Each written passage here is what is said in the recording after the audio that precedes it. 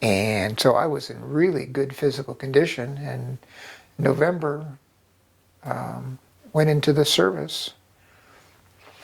Yeah, And Vietnam was at its height back then. that was, 67? no, No. that was 60. I graduated in 64. So I went in the service in fall of 64. I spent 2 years in various schools. I did Army. Did basic training in Fort Leavenworth, Missouri. Went to California for advanced infantry training, and then was set to ship into the Army Security Agency, which I didn't like when I got there. So I had to go to Special Forces to get out of that, and they accepted me. And then I was on the U.S. Army wrestling team. And because I was going to Special Forces, I couldn't stay there. But I was on the Army wrestling team. And then I went to Fort Benning, Georgia for jump school, which is where I got to learn how to jump out of airplanes. And then went to Fort Bragg, North Carolina, and became a Special Forces medic, cross-trained in weapons. And they shipped me to San Antonio, Texas, where we were not long ago. And I did the schooling down there. I was there for almost 7 months. And that is where I actually met Brandy, which was my first wife. So she ended up getting shipped to Fort Bragg. I went back to Fort Bragg after my training was done. And then they talked me into going to Officer Candidate School. So I was shipped to Fort Sill, Oklahoma. Became a artillery officer. Was shipped back to Fort Bragg, North Carolina with the 82nd Airborne Division. And 6 months later, I was assigned to Vietnam, 101st Airborne Division there, and was on my way. Spent 6 months trickling across the country, visiting friend after friend and eating my way. I gained a lot of weight going across the country. I must have gained 20 pounds. None of my clothes fit when I got to Vietnam.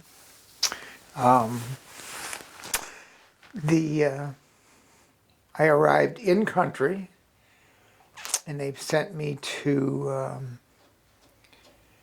near Saigon. They had a school to break us in, and I was well trained, and so still spent the week doing what they call acclimation.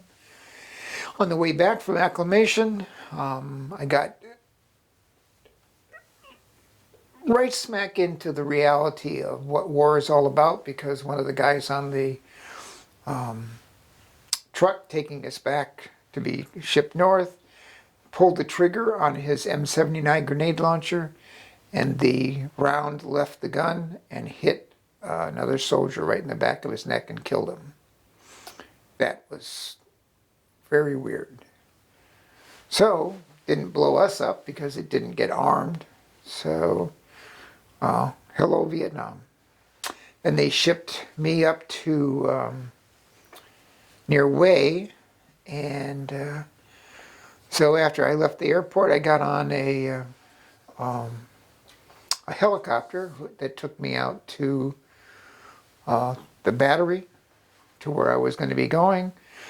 And he didn't even let me get off the helicopter. The guy says, "Get back on the helicopter. They're sending you right out to the field. The lieutenant you're going to replace got hurt." And so they shipped me out right that afternoon out to the field. So when I got to Vietnam, here I was. I got off the helicopter at the site of the infantry company where I was being assigned. I got my shovel out of my pack and walked away over to I was probably about 60 meters away from where the main part of the group was, and I started digging a hole and field stripping my pack. And I'd already talked to the fire control center at the battery, so I knew what was going on and where we were and how they ran their stuff. So the captain who was running the infantry company kept looking my way and trying to figure out exactly what was going on and why I didn't come and introduce myself. And it's about probably 5 o'clock, maybe 6. So at dusk, after the infantry settle in, they set a perimeter up, and then they call for a round to be fired from the artillery, and it's called a marking round. And that's so they know where the round is going to hit so they can call for fire if they need to. And I'd already done all the homework on that. So I had made arrangements that if, with the radio, RTO, radio transmit operator, which was my second, that if they wanted, or when it was time for them to run the round, all I had to do was pick up my helmet, put it on my head, and drop it. So I had that ready to go. So when the captain finally started to walk over and I was almost done field stripping my pack and getting it set up, I saw he was coming, so I picked the helmet up, put it on, and dropped it off, and he called for fire effect, and just as the captain got to my location, the round came whizzing in, and he looked at me, and you have to understand that I'm a little porky, okay, because I had gained this weight. My clothing was a little tight, and everything else was okay, but I was just a little. 20 pounds is a lot of weight, and I ate my way across the country. So he looked at me and he says, "You know what?" He says, You're probably not as dumb as you look." We got along fine. Have you ever been able to maintain contact with anybody that you were with? I maintained with a couple of them. Several of the people that I knew that are over there are still homeless to this day. So they're part of the lost generation because nobody liked us when we came back from Vietnam.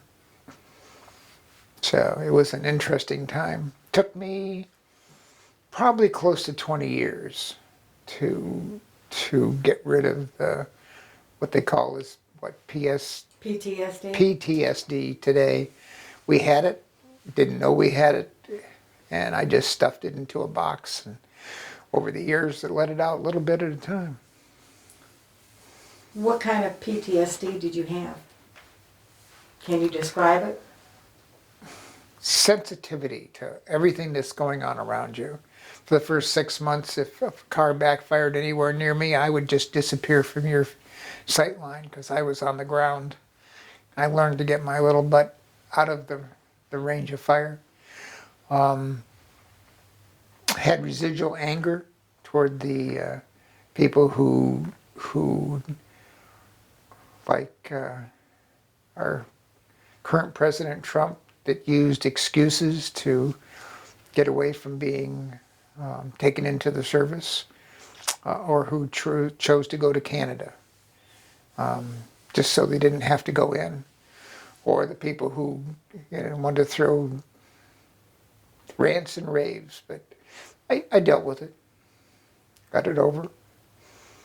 So, and you know what? I don't like watching movies about Vietnam to this day.